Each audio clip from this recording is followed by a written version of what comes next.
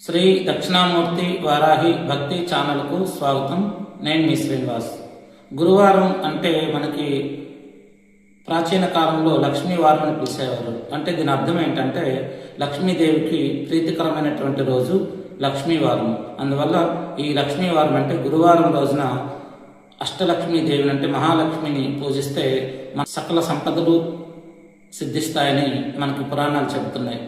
అలాగే మనకి వారాలలో 7 రోజుల్లో ఉంటాయి. ఆదివారం, సోమవారం, మంగళవారం, బుధవారం, గురువారం, శుక్రవారం, శనివారం. ఈ గురువారం రోజుకి ఆధిపత్యం వహించే గ్రహము గురుగ్రహం అంటే బృహస్పతి.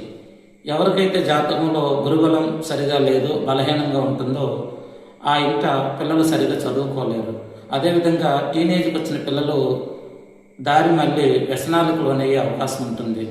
ఇంకా వివాహమై సంతానం కలగక ఇబ్బందులు పడేటువంటి కొంతమంది దంపతులు ఉంటూ ఉంటారు. అటువంటి వారికి కూడా గురువు యొక్క అనుగ్రహం కావాలి. అందువల్ల లక్ష్మీవారం అంటే లక్ష్మీదేవిని పూజించడము చాలా శ్రేయస్కరము. మనకి సకల సంపదలు లభిస్తాయి. అదేవిధంగా శ్రీ మహాసరస్వతి దేవిని పూజించడం వల్ల ఈ గురువారం రోజున అపారమైన జ్ఞానం మనకి ప్రసాదిస్తుంది. అలాగే మనకి జ్ఞాపక శక్తి పెరుగుదల కూడా బాగుంటుంది. అదేవిధంగా ఈ గురుగ్రహం పరమేశ్వరుడి ఆధీనంలో ఉంటుంది కాబట్టి సాక్షాత్తు పరమేశ్వరుడే మన కోసం దక్షిణామూర్తి రూపంలో ఆవిర్భవించారు. కాబట్టి ఈ గురువారం రోజున శ్రీ దక్షిణామూర్తిని పూజించడం వల్ల కూడా మనకి గురుబలం పెరుగుతుంది.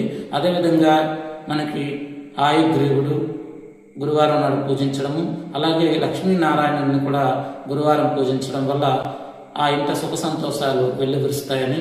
అదేవిధంగా ఇంకా మనం ఈ గురువారం రోజున మనకి భగవద్గీతను అందించినటువంటి శ్రీకృష్ణ పరమాత్మ కూడా పూజించవచ్చు.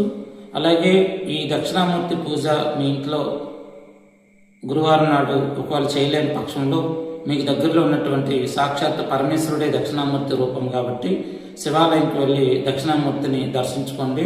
అక్కడ శివుడినే దక్షిణామూర్తిగా భావించి శివపార్వతిని దర్శించుకోండి శివాలయంకి వెళ్ళి.